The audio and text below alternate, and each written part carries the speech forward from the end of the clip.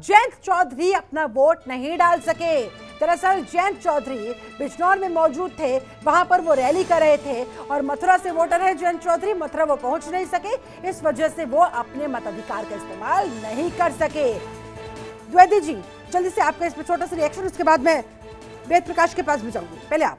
बिल्कुल, देखिए शिल्पा, ये जो जयंत चौधरी हैं कुछ छोटे मोटे नेता नहीं आज, बल्कि ये जो पश्चिमी यूपी का चुनाव है पूरी तरह से जयंत चौधरी पर ही डिपेंड था। और ऐसे में जयंत चौधरी का खुद वोट ना डाल पाना एक इसको कतई हल्के से नहीं लिया जा सकता है। बिल्कुल, जयंत चौधरी की अपनी जिम्मेदारी बनती थी, ठीक है, आपकी रैली जिम्मेदारी, आपकी एक और जिम्मेदारी बनती थी मतदान करना। ऐसे में सवाल उठता है वेद प्रकाश, रैली इतनी जरूरी कि अपने मताधिकार तक का इस्तेमाल जयंत चौधरी ने नहीं किया?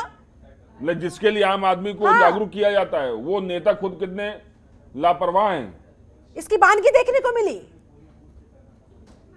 मैं आपको बता दूं कि लगभग 4:30 बजे मैसेज आया, जो रालोद के जो खेमे के राजनीतिक दल है उनका मैसेज आया कि जयंत चौधरी अपनी रैली समाप्त करके मथुरा के लिए वोट डालने के लिए निकल पड़े हैं। लेकिन अंदेशा ये लगाया जा रहा था कि शायद ही जयंत चौधरी समय तक वह वोटिंग स्थल तक पहुंच पाए, और ऐसा ही हुआ। आखिर में जानकारी मिली लगभग 5:45 बजे के करीब रालोद के नेताओं ने पुष्टि की कि जयंत चौधरी क्योंकि लेट हो गए, रास्ते में हैं, मतदान स्थल तक नहीं पहुंच पा रहे हैं, इसलिए वो वोट डालने नहीं आ पा रहे हैं। इसको लेकर तो पहले प्लानिंग होनी चाहिए थी। क्या उन्हें नहीं पता था कि 10 तारीख को उनका वोट डालना है, कहाँ डालना है, वो कहाँ होंगे? ये सारी शेड्यूलिंग तो पहले ही हो जाती है ना, तो सवाल तो खड़े होंगे। वेद, उनका जो मतदान केंद्र कौन सी विधानसभा में आता है?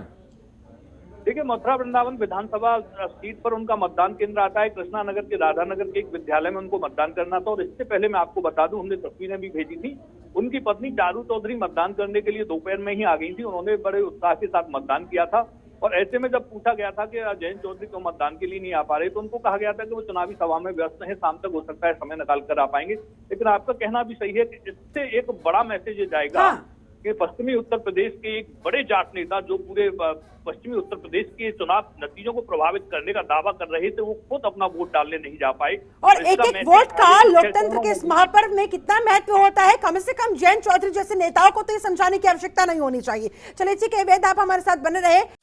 खबरों के निष्पक्ष विश्लेषण के लिए सब्सक्राइब करें Janatantra TV and press the bell icon. Never miss any update.